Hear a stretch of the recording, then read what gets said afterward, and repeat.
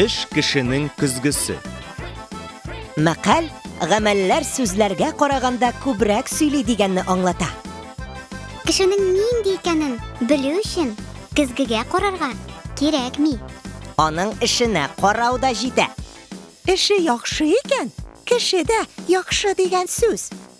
Кеше турында аның хезмәте буенча фикер йөртәләр. Алты хәреф.